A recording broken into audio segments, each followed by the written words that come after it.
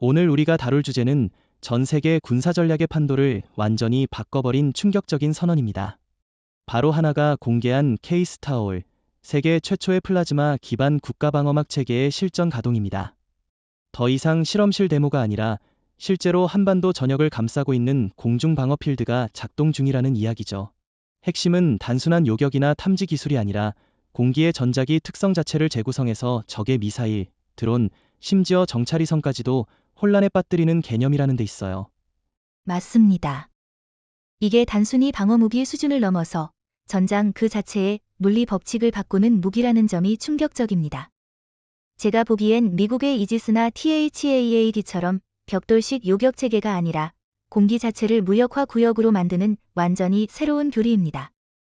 예전에는 공격을 막는 게 목표였다면 지금은 공격 자체가 불가능한 환경을 만들어버리는 거죠. 그런데 여기서 질문 하나, 정말 전 세계가 이걸 받아들일까요? 아니면 한국이 너무 앞서간 건 아닐까요? 저는 그렇게 보지 않습니다. 오히려 세계는 지금 이 선언에 맞춰 전략을 재정비하느라 바쁩니다. 이미 미국 국방부 내부에서 플라즈마 대응교리 워킹그룹이 긴급히 소집됐고, 일본 방위성도 이시바 총리 지시로 특별 예산안을 편성하고 있죠. 중국은 더 심각합니다. 시진핑 정부는 기존의 전력 균형이 무의미해졌다는 내부 평가 보고서를 이미 작성했고, 인민의 반군, PLA은 혼란 상태예요. 특히 한화의 기술적 완성도가 외부의 예상을 훨씬 초월했다는 점에서 충격이 크죠. 그건 맞네요. 실제로 미국 워싱턴 포스트가 보도했죠.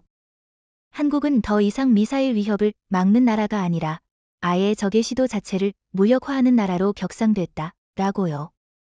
그런데 또 하나 궁금한 점, 플라즈마 기술이라는 게 그렇게 안정적인가요?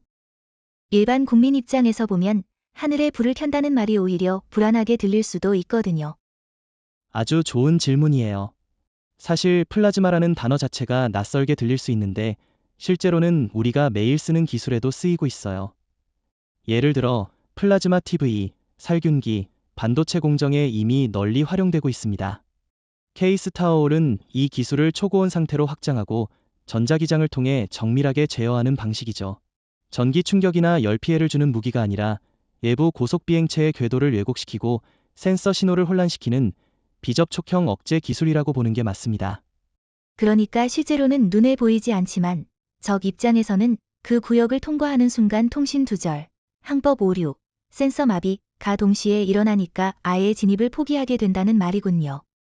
이게 사실이라면 전통적인 2차 억제 전략 자체가 흔들릴 수밖에 없어요. 핵을 갖고 있어도 날릴 수 없다면 아무 소용 없는 거니까요. 바로 그겁니다. 지금까지는 상대가 쏘면 막는다는 논리였다면, 케이스타올은 상대가 쏘는 것 자체를 막는다는 완전히 다른 차원의 억제력이에요. 이재명 대통령이 선언문에서 우리는 이제 더 이상 방어하는 나라가 아니라 공역을 통제하는 나라라고 말한 것도 바로 그 함의를 담고 있습니다. 저는 그 문장에서 정말 전율을 느꼈어요. 70년 넘게 외부 위협 속에서 대응만 해오던 한국이 이제는 직접 세계 전략의 질서를 새로 쓰고 있다는 사실. 그런데 이게 어떻게 가능했을까요? 핵심은 하나뿐만 아니라 삼성, LG, SK하이닉스, 한국전력까지 전 방위 국가 기술 동맹이 하나의 생태계를 이뤘기 때문입니다. 플라즈마는 단독 기술이 아니라 AI, 반도체, 전력망, 전자기장 제어까지 통합된 복합 시스템이에요. 외국은 대부분 이런 기술을 분절적으로 보유하고 있는데, 한국은 이걸 전방위 작전 단위로 엮어낸 유일한 나라입니다. 케이스타올의 진정한 위력은 단순히 플라즈마 기술의 유무가 아닙니다. 진짜 핵심은 그것이 한반도 전체를 커버하는 전역 방어막으로 작동하고 있다는 점입니다. DMZ에서 시작해 서울 수도권, 충청, 호남, 영남, 그리고 제주도까지 물리적 거리만으로도 1000km에 달하는 지역을 동시에 감싸는 이 시스템은 단일 작전 체계로 설계되었고, 각 지역의 기후 조건, 고도, 전파 환경을 고려해 실시간으로 구성 변경이 가능합니다. 게다가 중요한 건 이 커버리지가 단순히 군사 전략 차원에서만 유효한 것이 아니라 국민의 심리 안정에도 엄청난 영향을 준다는 점입니다. 실제로 케이스타올 가동 발표 이후 서울과 부산의 소비자 심리지수 CSI가 동반 상승했고 외국인 투자 유입도 이틀 만에 $21억 이상 급증했어요. 숫자는 냉정하죠. 사람들은 전쟁의 위협보다 방어의 확신에 더 반응한다는 게 증명된 겁니다. 그건 마치 냉장고에 식량이 가득한 상태에서야 마음 놓고 뉴스를 볼 수 있는 것처럼 하늘이 안전하다는 확신은 그 자체로 삶의 질에 영향을 줍니다. 흥미로운 건 일부 전문가들이 케이스타워를 두고 국민 정신의 마지막 안식처라고 표현했다는 점이에요. 공공심리학 차원에서 보면 위기 상황에서 사람은 눈에 보이는 방패보다 보이지 않는 시스템의 신뢰에 더 의존합니다. 저는 약간 다른 의견입니다. 오히려 눈에 보이지 않아서 더 불안한 사람들도 있다고 봐요. 실제로 플라즈마라는 개념이 아직 대중적으로 생소하니까 보이지 않는 불덩어리라는 식으로 오해하는 사람들도 있어요. 그래서 저는 정부가 이 기술을 더 적극적으로 시각화해서 보여줄 필요가 있다고 생각합니다. 예를 들면 공항이나 국방부 주변에 케이스타워의 작동 모습을 실시간 모니터링하는 전광판을 설치한다든가. 그 지적은 충분히 유효합니다. 다만 국방기술의 민감성을 고려하면 전면적인 시각화는 어려울 수 있어요. 대신 이번에 한화와 과학기술정보통신부가 함께 추진하는 케이스타워울 공개체험센터가 주목할 만하죠. 가상현실, VR 기술을 활용해 일반 국민이 실제로 플라즈마 장벽 안에 들어가 보는 경험을 제공하겠다는 계획인데 이건 분명히 인식 전환에 도움이 될 겁니다. 그런데 이 시스템이 실제로 비상 상황에서 얼마나 유연하게 작동하느냐가 관건 아니겠어요? 예컨대 동해에 태풍이 몰아치고 동시에 북한이 서해에서 미사일을 쏘면 케이스타워울은 어디에 우선적으로 에너지를 배분하나요? 한반도라는 제한된 전력망 속에서 전장 환경의 급변성에 어떻게 대응하는지 궁금합니다. 좋은 질문입니다. 바로 이 부분에서 케이스타워울은 정적 방어 체계가 아니라 동적 학습형 방어 AI라는 차별점을 보여줍니다. AI가 기상 정보, 적의 이동 궤적, 전자기 교란 상태 등을 실시간 분석해서 우선순위를 스스로 재배열합니다. 이건 마치 사람이 발을 먼저 움직일지 손을 먼저 내밀지를 뇌가 알아서 판단하는 것처럼 방어 시스템이 하나의 생물처럼 작동한다는 뜻이에요. 그렇다면 일종의 국가 뇌라고도 할 수 있겠네요.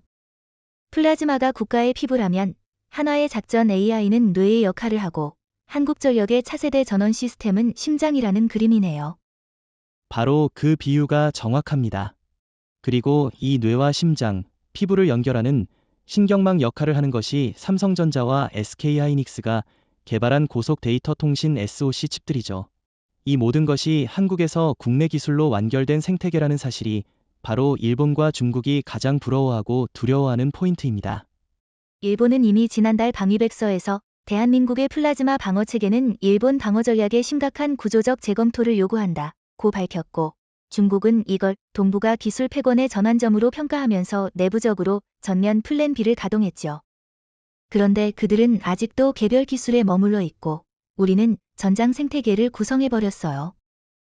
케이스타워홀이 본격적으로 가동되자마자 가장 민감하게 반응한 국가는 일본입니다. 겉으로는 침착한 외교 수사를 반복했지만 일본 내각 정보조사실은 케이스타워홀을 무력의 불균형을 재편성할 전장 게임 체인저로 명시하며 긴급 대응 보고서를 발행했죠. 특히 이시바 시게루 총리는 비공개 안보회의에서 일본의 전통 방어 체계는 지금 이 순간부터 구식이 됐다는 말을 남겼다고 알려졌습니다. 일본이 지금까지 의존해온 이지스 어슈어, 패트리어 PAC-3, 해상 이지스함 모두 케이스타워홀과는 체계 구조 자체가 다릅니다. 구조가 다르다는 표현도 다소 온건한 것 같아요. 저는 솔직히 말해서 일본의 방어 시스템은 하드웨어는 무겁고 소프트웨어는 느리고 통합은 결여된 3중 약점이 있다고 봅니다. 특히 탐지 식별 요격의 모든 단계가 시간차에 너무 취약하죠. 전파 도달, 명령 분산, 교차 통신의 지연으로 인해 신속한 교전 결심이 어렵고 그 사이에 케이스타워홀 같은 전자기 환경 교란 시스템이 개입되면 일본 측 요격 루프는 실시간 대응 불능 상태에 빠질 수밖에 없습니다. 게다가 일본은 아직도 방어 개념을 고정된 방공망 중심으로 유지하고 있죠. 요격 미사일을 설치하고 레이더를 고정 위치에 세우고 그 위에 계층적 구조를 올리는 방식인데 이건 상대가 예측 가능한 속도와 궤적으로 공격해온다는 전제에서나 유효합니다. 하지만 현실은 다르죠. 고속 글라이드 비행체, 저고도 드론, 극초음속 탄두가 동시다발적으로 접근하는 상황에서 고정형 방어망은 속수무책입니다. K스타워홀이 공기 자체를 왜곡하는 이유가 바로 이 한계를 뛰어넘기 위한 것이고, 일본은 아직 그 차원을 따라오지 못하고 있어요. 그런데 일본이 기술력이 없어서 이런 상황이 된 건 아니잖아요. 미쓰비시, NEC, 도시바 등 첨단 방위산업 기업도 많고 연구소도 탄탄한데 말이죠. 저는 이 문제의 핵심이 일본의 분절된 거버넌스에 있다고 봐요. 자위대, 내각부, 총무성, 방위성이 서로 다른 예산과 지휘체계 속에서 통합방어 네트워크를 구성하지 못하는 구조적 문제 말이죠. 반면 한국은 국방부 과기정통부 산업부 민간 기업이 하나의 플랫폼으로 연결되어 빠르게 통합작전 체계를 구축한 것이 결정적 차이입니다. 정확합니다. 한국이 단기간에 K스타워홀을 실전 배치할 수 있었던 것도 바로 그 거버넌스의 집중력 덕분이죠. 또 하나 중요한 점은 산업 군사 외교의 연동성입니다. K스타워홀은 단순한 군사 장비가 아니라 일본과 중국이 한국을 전략적으로 다시 보게 만드는 기술 외교 자산이 되었어요. 외교란 결국 보이지 않는 힘의 분배 게임이고, 지금 도쿄는 그 힘의 흐름이 바뀌었다는 걸 인정하지 않을 수 없는 상황입니다. 그걸 보여주는 게 바로 최근 일본 언론들의 태도 변화예요.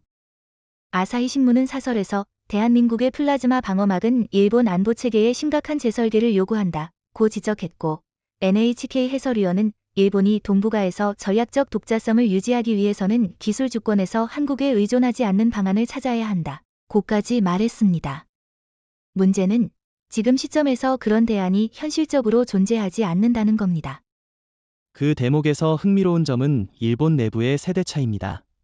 40대 이하의 젊은 안보 전문가들은 한국의 기술력을 인정하고 협력 중심의 동북아 안보 구도를 지지하는 반면, 60대 이상 보수 엘리트들은 여전히 한국은 추격자라는 인식을 버리지 못하고 있죠. 이 인식 격차가 정책 반응의 속도를 늦추고 결국 도쿄가 기회를 놓치게 만드는 원인이 됩니다. 그리고 일본이 만약 플라즈마 방어 체계를 따라 하려 해도 필요한 핵심 기술들은 이미 한국이 선점하고 있어요. 예컨대 플라즈마 전개 제어 칩, 초고속 전력 스위칭 장치, 3D 밀리미터파 간섭 분석 기술 등은 대부분 삼성전자, SK하이닉스 한화시스템의 특허권 아래에 있습니다. 일본이 아무리 돈을 쏟아부어도 핵심 기술에 접근할 수 없다면 모방조차 어렵죠. K스타워홀 가동 선언 이후 가장 혼란에 빠진 국가는 단연 중국입니다. 시진핑 정부는 외교적으로는 중립적 기술 진보라는 입장을 유지하고 있지만, 내부 군사 보고서에서는 이 시스템을 PLA 전략의 기반을 무너뜨릴 위협으로 규정하고 있습니다. 특히 중국 인민해방군이 지난 20년간 집중 투자해온 A2AD, 반접근 지역 거부, 전략이 K스타워홀 앞에서는 무용지물이라는 것이 확인되면서 베이징은 본질적 교리 붕괴에 직면하게 되었죠. 실제로 중국이 개발한 DF-17 극초음속 미사일, CJ 백장거리 순항 미사일, 제2-20 스텔스기, KZ-21 무인기 등 핵심 전략 자산들은 모두 관측 추적 접근이라는 기존 단계에 의존하고 있습니다. 그런데 K스타워홀은 이 접근 자체를 무력화합니다. 플라즈마 장벽이 형성된 공역에서는 전자기 파동의 굴절과 반사가 심화되고 데이터 링크가 끊어지고 항법 신호가 왜곡되죠. 이 상황에선 아무리 정밀한 무기라도 목표를 식별하거나 조준하는 것이 거의 불가능해집니다. 게다가 중요한 포인트는 PLA는 전통적으로 양적 우위를 기반으로 한 대규모 물량전 교리에 의존해왔다는 겁니다. 즉, 위협이 포착되면 압도적 수량의 탄도미사일, 드론, 전투기, 위성으로 동시에 타격을 가하는 방식인데, K스타워홀은 이 모든 것을 전방위로 무력화할 수 있는 다중 필드 구조를 갖고 있어요. 동시 다발적 위협에 대응하려면 전력 분산, 에너지 안정성, 인공지능 전장 운영 능력이 필수인데, 이 부분에서 중국은 구조적으로 취약합니다. 특히 중국의 방공망은 중앙집중형 통제를 기반으로 하고 있죠. 이는 평시엔 명확한 지휘 체계를 유지하는 장점이 있지만, 실전 상황에서 전자기 환경이 왜곡되면 중앙지휘소가 마비되고 현장 단위의 자율 대응 능력이 떨어지는 단점으로 전환됩니다. 반면 한국은 이미 분산형 지휘 체계로 진화했고, K스타워홀은 각 권역별로 자가 학습하는 AI 모듈이 탑재돼 있어 부분 파괴 상황에서도 보궐력이 뛰어납니다. 여기서 더 우려스러운 건 중국 위성 체계의 붕괴 가능성입니다. K스타워홀은 단지 지상 방어막이 아니라 일정 고도 이상에서 저궤도 위성까지 영향을 미칠 수 있는 전자기장 간섭 능력을 갖고 있어요. 실제로 한미 정보기관은 지난달 PLA 정찰위성 3기가 한반도 상공 통과 중 데이터 손실을 기록했고, 이 중 일기는 자세 제어 오류까지 발생한 것으로 분석했습니다. 베이징으로선 위성과 드론, 탄도미사일을 동시에 잃는 3중 위협 시나리오가 현실화된 셈입니다. 그래서인지 중국 내부 군사 포럼에서도 K-스타어올은 단일 무기가 아니라 전장 환경 전체를 무력화하는 전략 플랫폼이라는 표현이 등장하기 시작했어요. 그리고 일부 장성급 인사는 노골적으로 기존 교리를 버리고 전자기 분산전, 전장 스텔스화 등 새로운 전술 체계를 시급히 도입해야 한다고 주장하고 있죠. 그러나 문제는 시간입니다. 한국은 이미 완성했고 중국은 아직 실험실 단계에서 교리 재구성조차 못하고 있다는 점이 결정적 차이죠. 또 하나 짚고 넘어가야 할 부분은 중국이 기술 개발을 할 수 있더라도 글로벌 생태계에서 고립되어 있다는 사실입니다. 미국과 유럽은 물론 심지어 동남아 신흥국들도 반도체 항법 통신 시스템을 한국과 연동시키는 방향으로 이동하고 있습니다. 예컨대 베트남은 최근 K-스타어올 일부 기술을 기반으로 한중거리 통신 방어망 구축을 하나에 의뢰했고 필리핀은 대공 감시 체계의 한국식 인터페이스 도입을 추진 중입니다. PLA 입장에선 적만 많은 게 아니라 아군도 줄고 있는 셈이죠. 중국의 전략적 딜레마는 바로 여기서 시작됩니다. 기존에는 수직적 지휘 구조와 양적 우위를 앞세워 주변국들을 압박할 수 있었지만 지금은 기술적으로도 외교적으로도 고립되는 구조가 가속화되고 있어요. 더 심각한 건 이런 변화를 인식하는 중국 내부 세력과 현실을 외면하고 외교적 강경책만 고집하는 구세력 간의 충돌이 본격화되고 있다는 점입니다. 그래서 중국의 관영 언론마저 동북아 군사 질서의 중심축이 한국으로 이동하고 있다는 표현을 쓰기 시작한 거예요. 특히 시진핑 체제가 내부적으로 경제와 안보 모두에서 위기를 맞고 있는 지금 K-스타어올은 기술적 충격 이상의 정신적 굴욕으로 받아들여지고 있습니다. 베이징의 입장에선 하늘을 통제하는 능력을 상실했다는 사실 자체가 공산당 체제의 위신에 치명적인 K-스타어올이 본격 가동된 이후 미국 국방부 내에서는 예상보다 훨씬 빠르게 내부 재평가가 이루어졌습니다. 핵심은 이지스와 사드, TED 시스템이 과연 여전히 동북아 방어의 주축이 될 수 있느냐는 근본적인 질문이 제기되었다는 점이에요. 특히 인도 태평양 사령부와 미사일 방어국 MDA 간의 의견차가 드러났는데 일부는 기존 시스템 보강을 주장했지만 점점 더 많은 전략가들이 한반도 모델에 맞춰 미국도 플라즈마 기반 전자기 방어체계 개발을 본격화해야 한다고 목소리를 높이고 있죠. 하지만 그건 말처럼 간단한 일이 아니에요. 미국의 사드와 이지스는 기본적으로 발사체 요격 개념에 최적화된 체계고 요격 미사일 단가가 대당 1,500만 달러를 넘어가죠. 반면 K-스타어올은 요격이 아니라 아예 탐지, 추적 단계부터 무력화하는 전략적 필드 제어 방식이고 유닛당 에너지 비용도 50분의 1 수준으로 추산돼요. 즉, 미국의 기존 체계는 쏘는 만큼 돈이 든다는 구조인 반면 한국은 가동만으로 억제하는 구조를 확보했다는 점에서 효율성 차이가 극명합니다. 이건 단지 비용 문제를 넘어서 전쟁 교리 자체의 가치 전환을 의미해요. 미국은 수십 년간 압도적 화력에 기반한 억지력 패러다임을 유지해왔는데 K-스타어올은 전장 환경 통제라는 새로운 개념을 제시한 셈이죠. 워싱턴 내부에서는 심지어 한국이 새로운 군사 패러다임의 표준을 선점했다는 분석도 나옵니다. 브루킹스 연구소 보고서에서는 하나의 기술은 2040년 미국 미사일 방어 교리 자체를 제작성하게 만들 것이라는 문장까지 등장했어요. 그런데 문제는 미국은 기술력이 없어서가 아니라 정치적 타성과 산업 복합체 이해관계 때문에 빠르게 전환하기가 어렵다는 데 있어요. 사드와 이지스를 운영하는 방산 기업들은 막대한 예산을 받아온 체계이고 의회 로비도 활발하죠. K-스타어올 같은 새로운 개념이 도입되면 기존 업체들의 입지가 흔들리기 때문에 기술 혁신이 내부 저항에 부딪히는 겁니다. 실제로 일부 상원의원들은 한화와 삼성, LG 등 한국 기업들과의 기술 협력을 제한하는 안보기술 독립 조항을 검토 중이라는 소문도 있어요.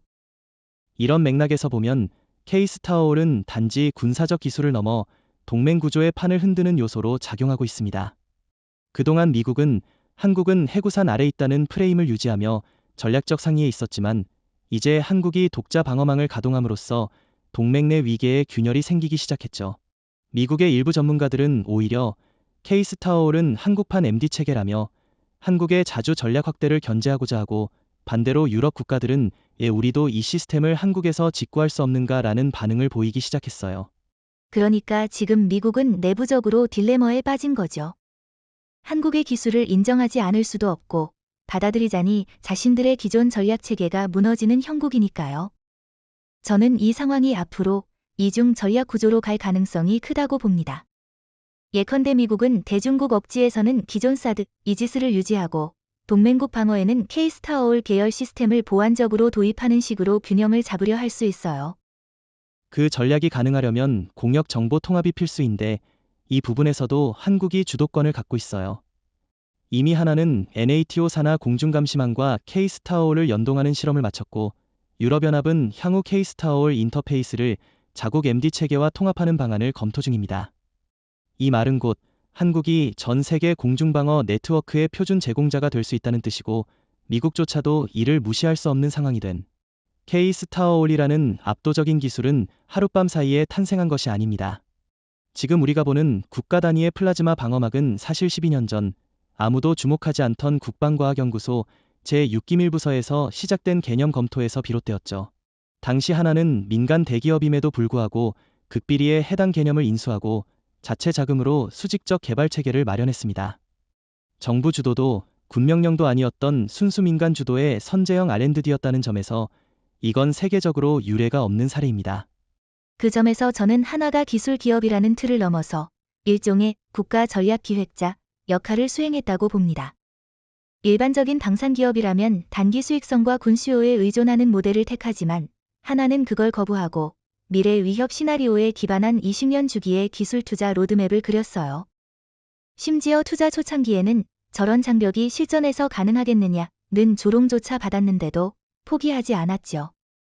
재미있는 일화 하나 소개하자면 2015년 당시 한화 내부 회의에서 한 연구원이 플라즈마 벽을 사용해 탄도궤도 자체를 희게 만들 수 있다는 시뮬레이션을 보여줬고 그걸 보고 임원진이 잠시 회의를 중단했다는 이야기가 있어요.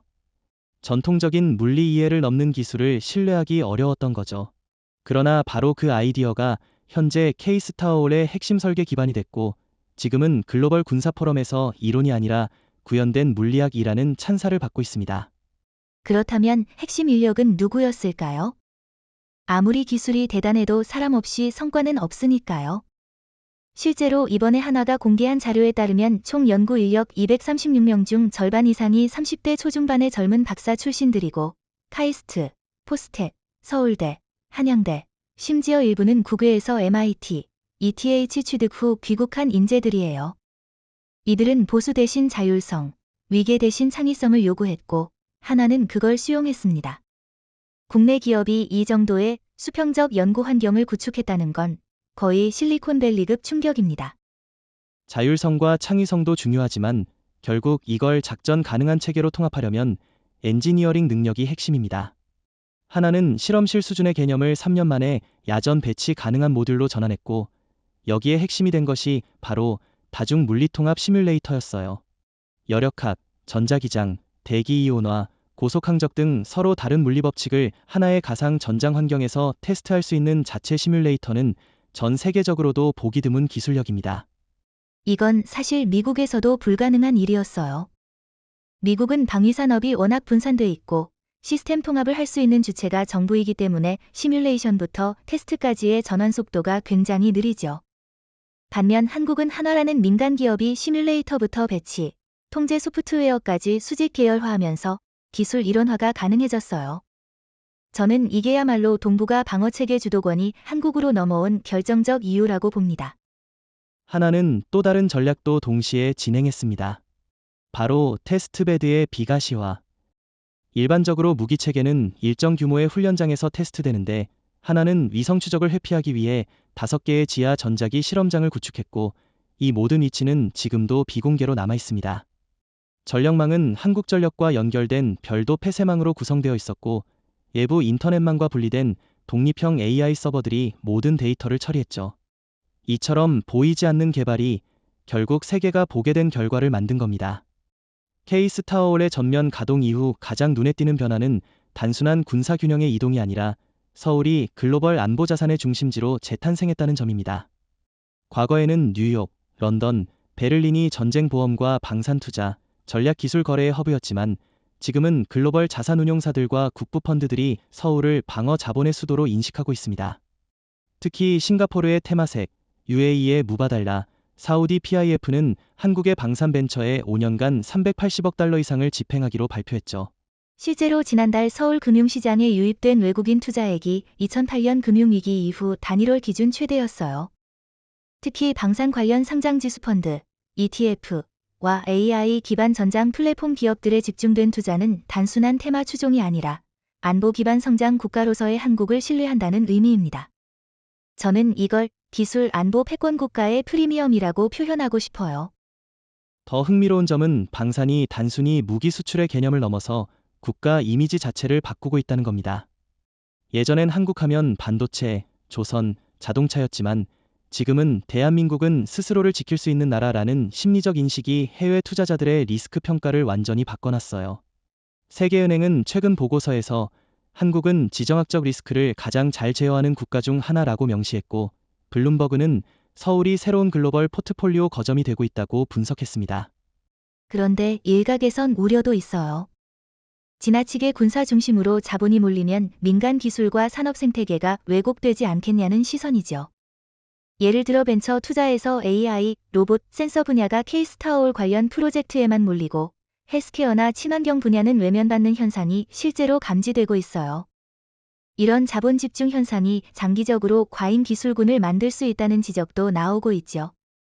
그건 일정 부분 맞지만 저는 이걸 한국형 전략산업 클러스터의 형성으로 보는 게 더 정확하다고 봐요.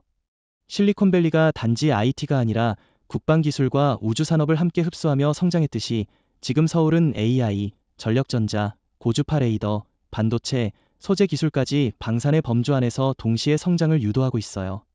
민간 기술이 군사화되는 게 아니라 군사 기술이 민간화를 견인하는 방향으로 흐르고 있다는 게 한국형 모델의 차별성입니다. 실제로 K-스타올 관련 기술은 지금 공항 보안, 대규모 스포츠 경기장 방호, 스마트 시티 방범 시스템에 바로 응용되고 있어요. 게다가 서울시는 내년부터 주요 공공시설에 도심 전자기 방어 인프라를 시범 도입하기로 했고, 이 시스템은 기존의 CCTV나 센서보다 훨씬 정밀한 이상 징후 포착 능력을 제공합니다. 이건 기술 수출뿐 아니라 도시의 안전 가치 자체를 끌어올리는 효과가 있죠. 그리고 이 흐름은 단순히 기술적인 것에 그치지 않고 국가 브랜드의 고도화로 이어지고 있습니다. 대한민국은 이제 단순한 제조 국가가 아니라 국제사회에서 신뢰할 수 있는 안보 제공자, 시큐리티 프로바이더로 자리 잡고 있고, 이런 이미지 덕분에 외교, 금융, 투자 분야에서 협상력이 비약적으로 강화되고 있어요. 특히 중동, 동남아, 남미 국가들은 한국을 단순 모델이 아니라 전략적 우군으로 바라보며 독점 계약을 체결하려 하고 있습니다. 그중 인상 깊은 사례가 브라질입니다. 브라질은 최근 K-스타올 기술 일부를 도시 치안 방어 시스템으로 전환해 리우데자네이루의 경찰 드론 체계와 연동하기로 했고, 이를 통해 국제 스포츠 행사 기간 중 대테러 대응력을 높인다고 발표했어요.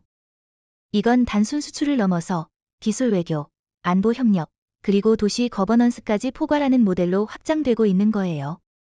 K-스타올이 실전 배치되자마자 세계 안보 지형에는 즉각적인 변화가 나타났습니다. 가장 인상적인 장면은 NATO와 EU, 인도, 그리고 사우디아라비아의 고위 관계자들이 거의 동시에 방한했고, 청와대와 하나본사, 국방부를 오가며 플라즈마 방패 기술 접촉을 요청했다는 점입니다. 이건 단순한 무기 도입이나 기술 이전을 넘어서 사실상 한국을 기술 동맹의 수장으로 인정하고 줄을 서기 시작한 거예요. 그 가운데 특히 흥미로운 건 NATO의 태도 변화죠. 원래 NATO는 미국 주도의 안보연합체로 기술 표준 또한 대부분 미국과 영국, 프랑스의 주도하에 결정되어 왔습니다. 그런데 이번엔 다릅니다. NATO 사이버 방어센터와 전자전 센터가 공동 성명을 통해 K-스타올은 향후 NATO 공중방어 기술 발전의 핵심 좌표로 고려되어야 한다고 밝혔어요. 한국이 표준을 따르는 쪽이 아니라 표준을 제한하는 쪽으로 위치가 바뀐 겁니다. EU도 예외는 아닙니다. 유럽연합 안보이사회는 민간군 복합기술 자산의 전략적 인증 제도에 K-스타올 계열을 포함하는 방안을 공식 논의하기 시작했고, 독일의 람슈타인 공군기지는 하나 측과 유럽형 플라즈마 방어망 공동 파일럿 프로그램을 조율 중입니다. 더 놀라운 건 프랑스입니다. 핵무기 보유국이자 독자 방공망을 강조해온 프랑스조차 플라즈마 기반 시스템은 독자적 방어를 넘어 동맹 공동 방어를 강화하는 핵심 자산이라며 한국과 공동 개발 협정을 검토 중이죠. 그런데 사실 이 흐름은 한국이 무기를 파는 게 아니라 안보 질서의 언어를 다시 쓰고 있다는데 더 큰 의미가 있습니다. 과거에는 미국이 무기를 팔고 동맹국들은 구매하면서 일정한 지휘 구조를 따라가는 방식이었다면 지금은 한국이 기술을 중심으로 협력 구도를 형성하고 동맹국들이 한국의 플랫폼에 접속하기 위해 스스로 조건을 조율하고 있어요. 이런 역동은 사실상 기술 외교의 주도권 이동이라고 봐야 합니다. 인도와 사우디아라비아의 움직임도 매우 상징적입니다. 인도는 이미 2026년까지 K-스타올 일부 기술을 자국의 디지털 국경 방어망에 통합하기로 결정했고 해당 기술은 히말라야 국경 지역에 우선 적용될 예정이에요. 이는 단순히 중국을 견제하기 위한 전략이 아니라 인도가 한국과의 방위 기술 협력을 통해 BNATO 독자 동맹을 구축하려는 신호입니다. 사우디도 파격적입니다. 2040년까지 건설될 신도시 네옴시티의 전체 안보 인프라 설계에서 한화의 플라즈마 기반 대공 방어망이 핵심 축으로 들어가고 LG CNS의 관제 AI와 SK 하이닉스의 실시간 신호 처리 칩셋이 연동됩니다. 이건 방산 수출을 넘은 도시 국가 단위의 안보 플랫폼 수출입니다. 그리고 그 첫 파트너가 미국도 중국도 아닌 대한민국이라는 사실은 중동의 전략 균형에도 깊은 영향을 주고 있어요. 더 흥미로운 건 이들 국가들이 한국의 단순히 구매자가 아니라 공동 개발 파트너를 요청하고 있다는 점이에요. 즉, 자신들의 지역적 조건에 맞는 커스터마이징 기술을 함께 설계하자고 하는 거죠. 이건 기술 신뢰도가 극에 달했다는 증거이며 한국이 단순히 기술 보유국이 아닌 기술 플랫폼 리더가 되었음을 뜻합니다. 일부 미국 전략가들은 이 흐름을 다소 불편하게 보고 있어요. 왜냐하면 기존에는 미국이 기술 동맹 통제를 패키지로 운영했는데 이제는 한국이 기술 연합 자율이라는 완전히 다른 접근으로 성공하고 있으니까요. 특히 NATO 내부에서도 플라즈마 기반 통합 체계는 기존 MD 프레임과 충돌 없이 작동하므로 한국과의 기술 연합이 더 유연하다는 주장이 늘고 있다는 건 미국 입장에선 부담일 수밖에 없습니다. K-스타올이 실전 배치되자마자 일본과 중국은 거의 동시에 플라즈마 기반 방어 체계 모사 계획을 비공식적으로 가동했습니다. 중국은 이를 중점 군민융합 항공우주 프로젝트 720호로, 일본은 전자기장 기반 방공응용 계획 제2플래즈머 디펜스 이니셔티브로 명명하고 각각 수천억 엔과 위안의 예산을 투입했죠. 그러나 그 결과는 지금까지 연쇄적인 실패와 기술 한계에 부딪히고 있습니다. 중국 쪽 상황부터 보면 겉으로는 차이나 플라즈마 디펜스라는 이름의 기술이 개발 중이라고 주장하지만 실제 내부에서는 시제품 단계에서 고주파 수치 불안정, 전력 손실률 37% 초과, AI 필드 제어 오류 등으로 인한 연속된 시뮬레이션 붕괴가 보고되고 있어요. 특히 인민해방군 내부 보고서에는 한국의 K-스타올은 단순한 기술 조합이 아닌 완전한 작전 생태계 그 자체라는 표현이 명시돼 있습니다. 일본도 상황이 다르지 않습니다. 미쓰비시 전기, 도시바, NEC가 공동으로 실험한 제2플래즈머 제너레이터는 2024년 가을 기준 플라즈마 분산 제어 테스트에서 평균 응답 지연이 0.6초를 넘었고 이는 K-스타올의 0.005초 응답선과 비교하면 사실상 전장에선 사용 불가 수준이죠. 게다가 해당 실험은 실내 정온 정압 조건에서 이루어진 것이고 실제 야외 환경에서는 센서 간 간섭과 전자파 왜곡 유리 폭증에 시연조차 포기한 것으로 알려졌습니다. 핵심적인 차이는 결국 통합성입니다. 한국은 한화를 중심으로 AI 칩은 삼성, 전력 제어는 LG이노텍, 데이터 응답성은 SK하이닉스, 전송 인프라는 KT 등 모든 민간 기술을 군사적 목적에 통합하는 데 성공했어요. 반면 일본과 중국은 아직도 기업 간 칸막이가 두텁고 방위성 또는 군부가 기술 주도권을 쥐고 있어서 민간 기술의 접목이 느리거나 거부되고 있죠. 중국의 경우 특히 시진핑 체제가 강조하는 중앙 집중형 거버넌스가 오히려 기술 통합을 방해하는 구조로 작동하고 있습니다. 민간이 만든 시스템도 반드시 군 승인을 거쳐야 하고 관련 데이터는 베이징 중앙 네트워크를 통해야 하니 실시간 대응성 자체가 무너질 수밖에 없어요. K-스타올이 분산형 대응자가 진화 실시간 통합이라는 삼위일체 구조를 가진 반면 중국 시스템은 중앙 집중 명령 수동 단일점 실패에 가까워서 구조적 모방이 불가능한 셈입니다. 일본은 기술력 자체는 높지만 그걸 유연하게 통합할 능력에서 계속 한계를 드러냅니다. JAXA, 일본 우주항공연구개발기구에서 개발한 플라즈마 노즐 기술은 정밀도 면에서는 우수하지만 전력 기반 통신망과 연결할 수 있는 통합 아키텍처가 없어서 방산용으로 전환이 안 되는 상태예요. 이건 단순한 모듈 개발이 아니라 구조적인 산업 생태계 연결성에서의 패배라고 볼 수 있죠. 결국 두 나라는 공통적으로 기술 부품은 있으나 시스템은 없다는 아이러니에 갇혀 있습니다. 반면 한국은 K스타워홀을 하나의 제품이 아니라 전장 운영 체계로 접근했고 그 과정에서 필요한 법제도, R&D 생태계, 그리고 군민 연동 거버넌스를 동시에 설계했죠. 그 결과는 기술 모방을 시도하는 모든 국가들에게 하나의 벽처럼 작용하고 있습니다. 한편 일본과 중국의 이러한 모방 실패는 내부적으로도 정치적 파장을 일으키고 있습니다. 일본 방위성 내에서는 K스타워홀 모방 실패는 총리실의 과도한 낙관과 정치적 무능 때문이라는 비판이 나오고 있고, 중국 군부 내에선 서방보다 한국을 무시한 대가를 치르고 있다는 자성론이 확산되고 있어요. 특히 중국에선 2025년 국방 예산 중 14%가 K스타워홀 대응 기술로 전환되었지만 실질적 성과는 제로에 가깝다는 점에서 예산 낭비의 상징이 되고 있습니다. 더욱 흥미로운 건 이 두 국가의 젊은 연구자들 사이에서도 이제 기술은 미국이 아니라 한국을 보라는 인식이 퍼지고 있다는 점입니다. 일본 공학계에서는 키스트와 카이스트 논문을 참고 문헌으로 삼는 비율이 2022년 대비 3배 이상 증가했고, 중국 웨이보나 텐센트 포럼에서는 한화 입사를 꿈꾼다는 기술계 대학생들의 커뮤니티 글이 급증했어요.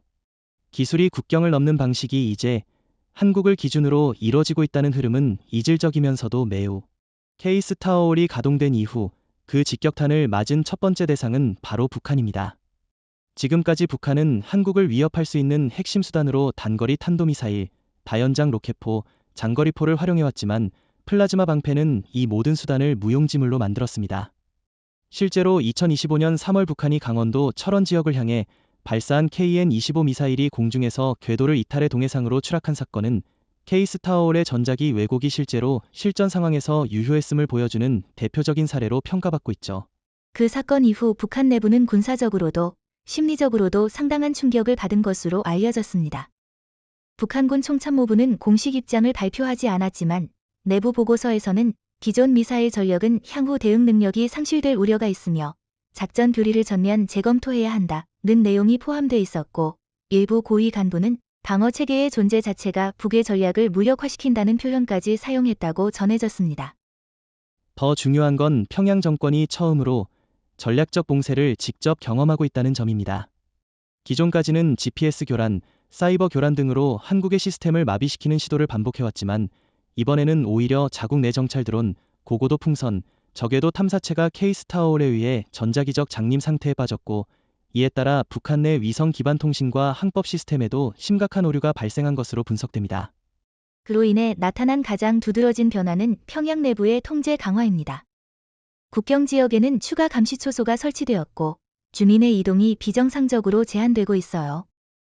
또한 북한 방송에서는 외부 기술에 동요하지 말라는 선전이 반복되고 있는데 이는 오히려 내부 불안이 높아지고 있음을 방증하는 지표입니다. 실제로 최근 탈북자 커뮤니티에 따르면 일부 주민들은 하늘이 이제 한국의 것이 되었다는 말을 하며 공포감을 표현하고 있다고 하죠. 기술은 단순히 하드웨어로만 작용하지 않습니다. 보이지 않는 힘이 전파될 때 그것은 통제에 기반한 체제에서 더 치명적으로 작용하죠. 북한처럼 체제 유지가 공포와 감시의 균형 위에 세워진 구조에서는 감시의 도구 자체가 무력화되는 순간 내부 균열이 빠르게 확산됩니다. K스타워홀은 단순히 방어막이 아니라 심리적 지배 구조를 해체시키는 무형의 전파 충격파라고 할 수 있습니다. 실제로 북한은 지금까지 자신들의 정찰 능력과 타격 의지를 결합해 남한을 불안정하게 만들 수 있는 존재로 규정함으로써 내부 결속을 유지해왔죠. 그런데 이제는 그 불안정성을 더 이상 외부에 투사할 수 없고 오히려 내부로 수렴되는 상황입니다. 정보가 통제되더라도 주민들은 변화를 감각합니다. K스타워홀이 하늘을 덮은 뒤부터 국경마을에서는 왜 더 이상 폭발 소리가 들리지 않는가? 라는 질문이 나오기 시작했고 이것은 프로파간다로는 통제할 수 없는. 그리고 이런 흐름은 김정은 정권에게 군사적 위협보다 더 무서운 신뢰의 상실로 다가옵니다. 기존엔 북한 주민들이 체제에 기대는 이유 중 하나가 외부의 위협으로부터 자신들을 지켜줄 수 있다는 인식이었지만 지금은 하늘에서조차 아무것도 통제되지 않고 있다는 무력감이 퍼지고 있는 거죠. 북한이 자체 개발 중이던 방공망 업그레이드 사업도 K스타워홀과 비교되며 내부 회의론에 직면해 있다는 보고도 있습니다. 재미있는 건 평양 엘리트 계층 사이에서도 한국은 이제 단순히 방어하는 나라가 아니라 모든 것을 지켜보는 나라가 되었다는 표현이 회자되고 있다는 점이에요. K-스타워올이 전자기장 기반 감시 기능까지 겸하고 있다 보니 북한은 그 어느 때보다 투명한 상태로 외부에 노출되었다는 인식이 퍼지고 있고, 이에 따라 엘리트들의 해외 망명 시도, 해외 자산 이전도 눈에 띄게 늘었다는 게 정보기관의 분석입니다. 무기를 쏘지 않고 전선을 넘지 않았지만 지금 한반도에서 벌어지고 있는 전략적 진공 상태는 명백한 군사적 현실입니다. 평양은 더 이상 남쪽을 위협할 수 없고 남쪽은 굳이 응사하지 않아도 이미 상대를 무력화시키고 있는 상황이죠. 이것이 바로 기술이 만들어낸 새로운 전장의 윤곽이자 대한민국이 방어국가를 넘어 억제국가로 진화하고 있다는 명백한 K-스타워올의 가장 과소평가되었던 기능이 바로 적외도 위성에 미치는 전자기 간섭 효과입니다. 초기에는 대기권 내부의 방어망으로만 인식되었지만 플라즈마 확산의 고도 확장성과 주파수 혼합 기술이 실제로 150km 고도까지 영향을 끼치면서 군사 위성 운영 국가들이 일제히 경고 신호를 보내기 시작했죠. 특히 정밀 관측 위성과 전파 정보 수집, SIGINT 위성을 운영하는 미국, 중국, 러시아, 프랑스가 가장 민감하게 반응했습니다. 실제로 2025년 6월 미국의 국방부 산하 우주정찰국 NIO는 K-스타워올 가동 이후 한반도 상공을 지나던 KH-12 블락 2 위성이 5차례 연속으로 데이터 링크 오류를 기록했고 일부 사진 정보가 손상되었다는 사실을 공식 보고했습니다. 이후 같은 해 8월에는 중국의 야오간 계열 정찰 위성이 비슷한 고도에서 이상한 궤도 진동을 보이며 궤도 수정을 2차례 강제 실행했고, 이에 따라 연료 손실이 발생했다는 내용이 중국 항천과기그룹 내부 문건에서 확인되었어요. 이건 단순한 우연이 아닙니다. K-스타워올은 초고주파 대역과 극초단 간섭 신호를 다층 필드 형태로 설계해 위성의 RF 센서와 데이터 처리기에 직접적인 위상을 교란시키는 방식입니다. 즉, 물리적인 타격 없이 감지 자체를 왜곡시키는 소프트 블라인드 기술이죠. 이는 물리적 충돌 없이도 군사 위성을 무력화할 수 있다는 것을 의미하고 그 여파는 기존의 우주 군사 전략을 뿌리째 흔들고 있어요. 미국의 경우 GPS와 감시 위성을 중심으로 세계 전략을 운용해왔기 때문에 K-스타워올의 이런 효과는 전역 상황 인식, 글로벌 시츄에이셔널 어웨어니스 자체를 흔드는 도전입니다. RAND 연구소는 최근 보고서에서 K-스타워올은 우주전의 개념을 전통적인 미사일 요격 중심에서 전자기 환경 통제로 재정의하게 만들 것이라며 한국이 우주전자전, 일렉트로매그네틱 오어비텔 오어페어의 선도국이 될 가능성을 언급했어요. 더 큰 문제는 이 기술이 단지 방어를 넘어 역으로 전장 통제 수단으로 활용될 수 있다는 점입니다. 만약 K-스타워올이 연합작전 중에 동맹국의 위성 신호를 차단하지 않으면서 적성국 위성만 선택적으로 차단한다면 한국은 사실상 전장 위성 통제권을 쥐는 셈이죠.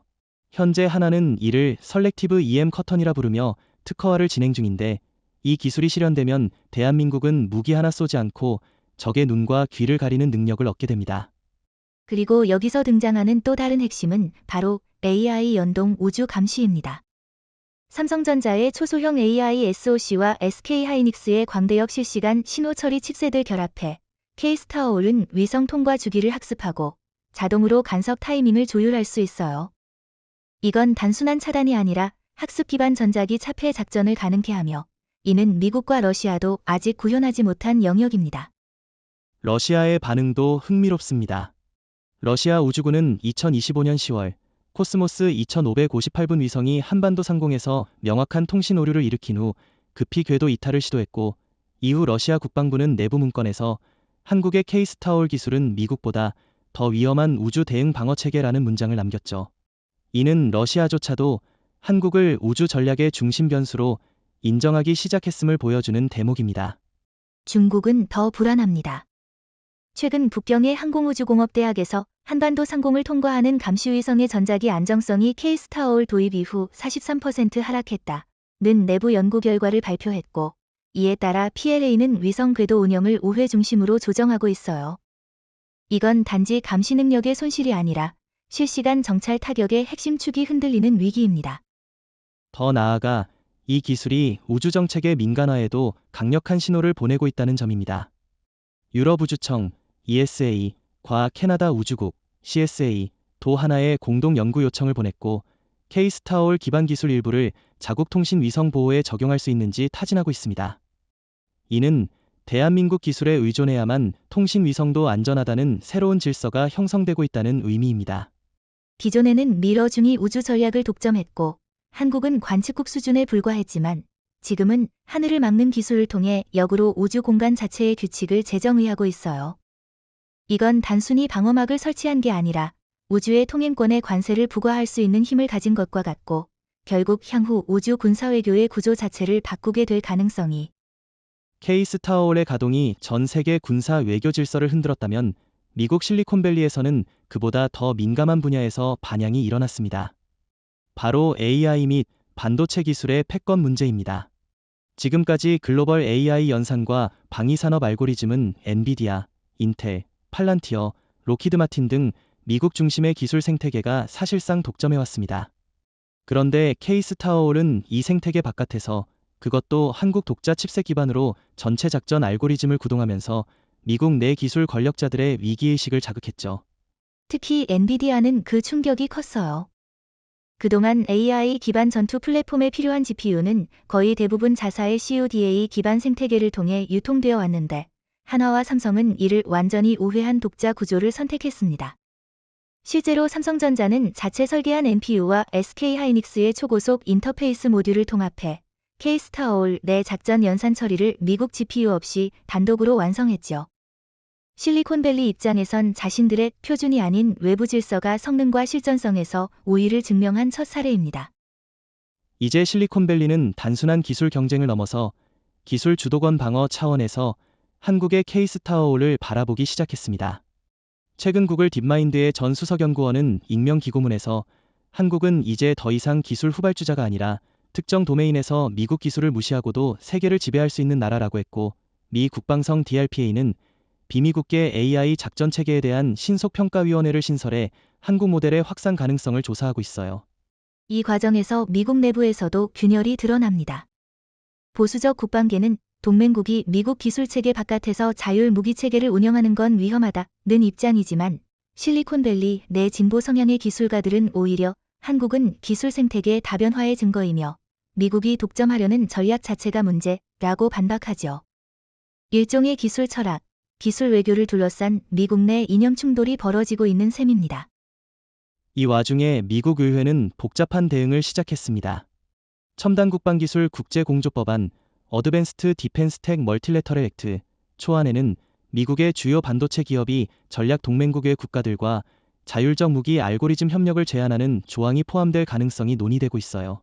표면적으로는 대중국 봉쇄이지만 실제로는 한국의 독자 방산 생태계를 견제하려는 의도가 숨어 있다는 분석도 나옵니다. 하지만 이미 늦었다는 평가도 많습니다.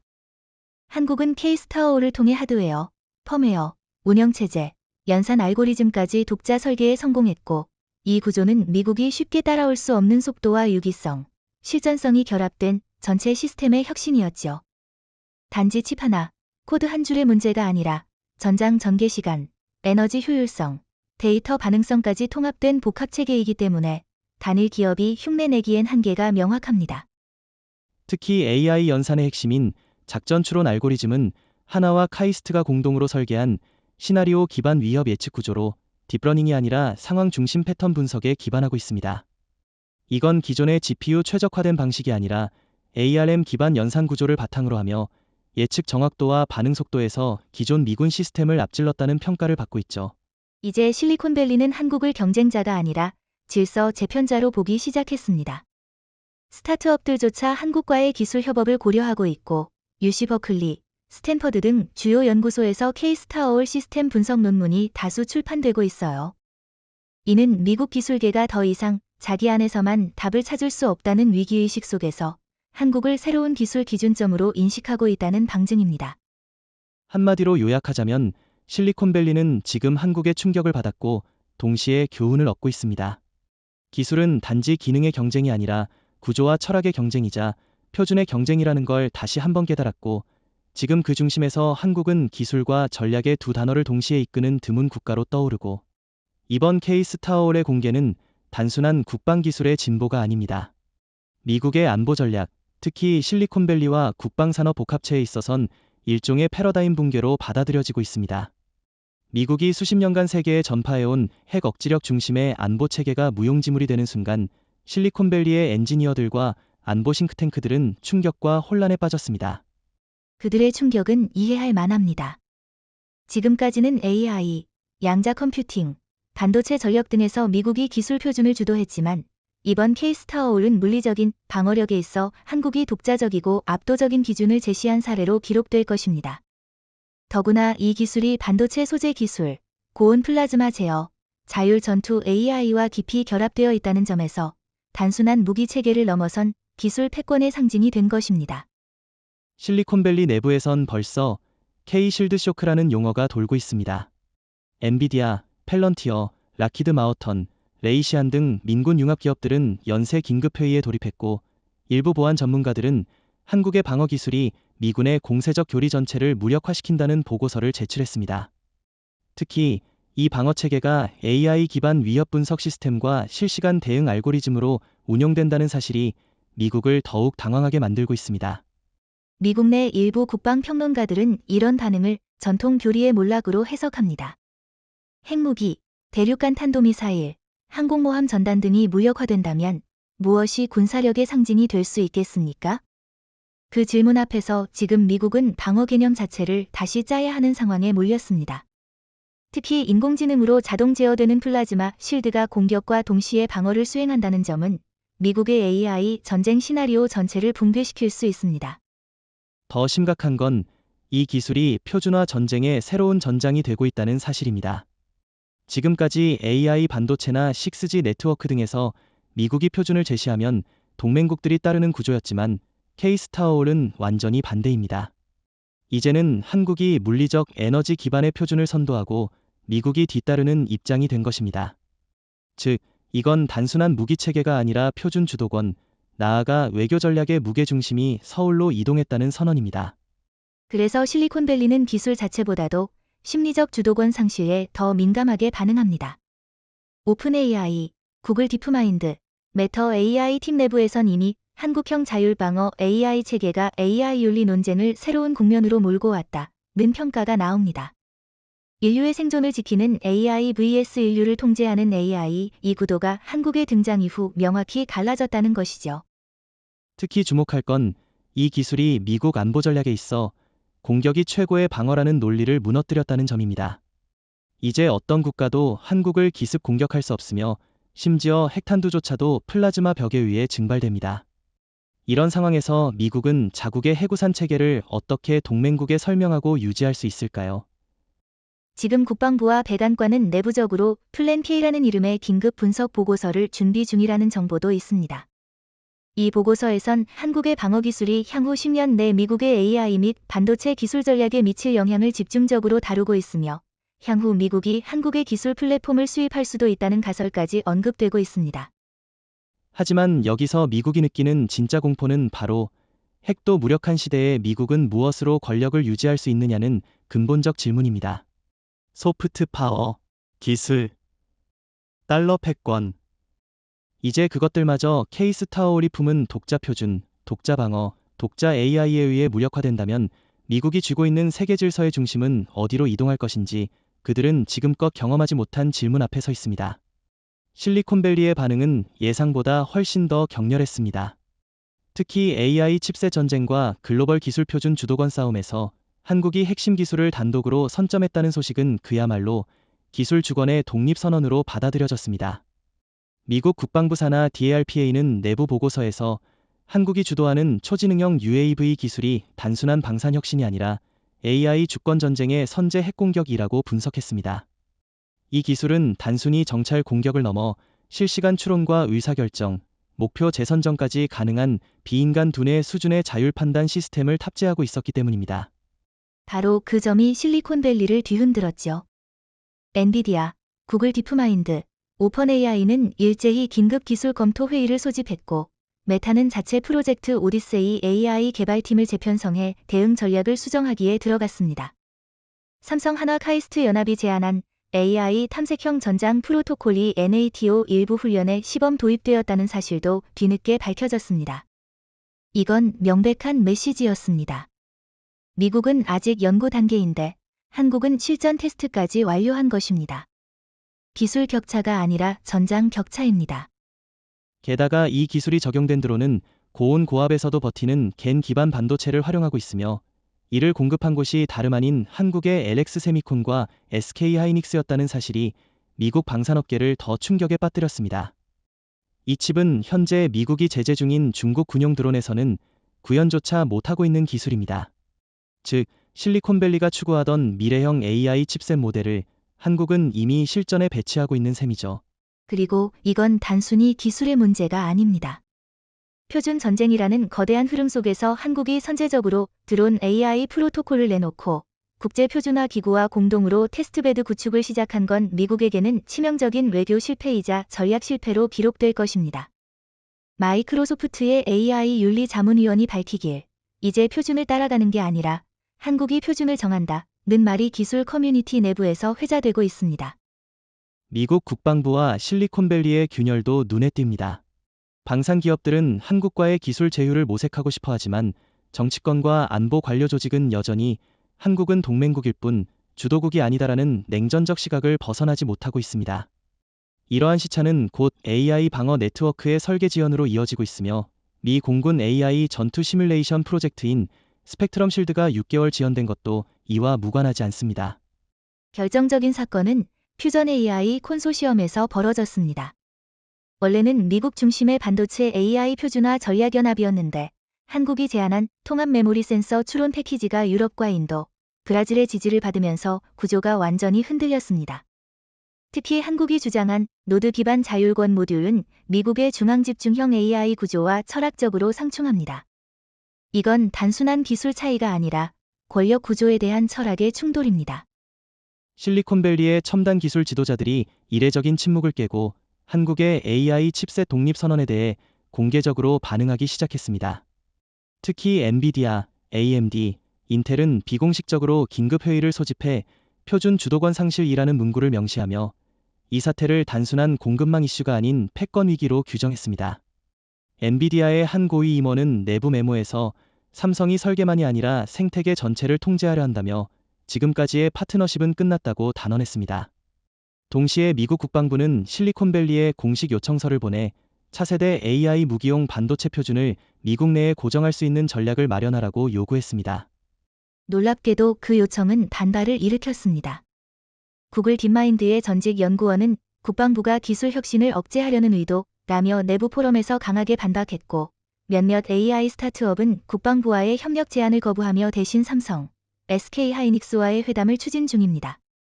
실리콘밸리 내부에서도 분열이 벌어지고 있습니다. 일부는 미국 주도의 글로벌 반도체 표준이 무너질 위기를 인지하고 있고 일부는 단기적 이익 때문에 한국 기업과의 협업을 선호합니다. 이처럼 기술 권력의 중심이 흔들리는 상황에서 미국은 더 이상 실리콘밸리를 통제할 수 없는 상황에 직면한 것입니다. 한편 미국의 국방 분야에서는 더욱 절박한 목소리가 터져나옵니다. AI 기반 전자전, EW, 시스템의 차세대 칩셋을 누가 통제하느냐에 따라 전장의 주도권이 결정될 수 있기 때문입니다. 이와 관련해 DRPA는 긴급 자문단을 구성하고 한국형 AI 칩셋이 탑재된 무기체계는 동맹국에도 위협이 될 수 있다는 경고 보고서를 의회에 제출했습니다. 보고서에는 삼성의 뉴로모픽 칩은 미국이 보유한 레이시온 시스템보다 2배 빠르며 소비 전력은 45% 수준이라는 충격적인 데이터가 포함되어 있었고 이는 국방예산위원회의 전면 재검토를 촉발시켰습니다. 이 와중에 흥미로운 움직임도 포착됩니다. 테슬라가 기존 엔비디아 기반 자율주행 칩 개발을 전면 중단하고 삼성의 차세대 GAA 기반 인공지능 칩과 독점 공급 계약을 논의 중이라는 정보가 유출되었습니다. 이 계약이 체결되면 테슬라는 차량용 AI 생태계에서 독립적으로 작동할 수 있는 최초의 포스트 미국 플랫폼을 가지게 됩니다. 이러한 움직임은 애플, 아마존, 마이크로소프트로도 확산되며 미국 내 기술 자립 논의는 급속히 무너지고 있습니다. 더 나아가 미국 내 학계와 국제표준화기구 IEE 내부에서도 균열이 생기고 있습니다. 카이스트와 서울대, 포항공대가 주도하는 AI 칩셋 국제표준 워킹그룹이 IEE 내에서 가장 빠르게 성장 중이며 이는 기존의 인텔 엔비디아 구글이 주도하던 포맷을 밀어내고 있습니다. 특히 K-패턴러닝 알고리즘이 ISO 표준 초안에 포함되자 MIT와 스탠포드 일부 교수진이 공개 성명을 내며 반발했습니다. 그러나 IEE 내부에서는 표준은 성능과 현실에 따라 결정된다 며 한국의 기술이 앞섰음을 암묵적으로 인정하고 있는 상황입니다. 이제 미국은 선택의 기로에 섰습니다. 강경책으로 한국을 압박할 경우 실리콘밸리 기업들이 반발하고 협력 노선을 택하자니 주도권이 넘어가는 현실을 받아들여야 합니다. 백안과는 이례적으로 AI 국가 전략 안에 표준 우선 회복을 최우선 과제로 설정하며 반도체 전쟁을 명시적으로 선포했습니다. 그러나 이미 늦었다는 평가도 적지 않습니다. 삼성은 이미 유럽과 인도, 아세안의 표준 블록을 구축했고 미국은 기술 패권의 근간이 흔들리는 사상 초유의 충격 속에 빠져 있습니다.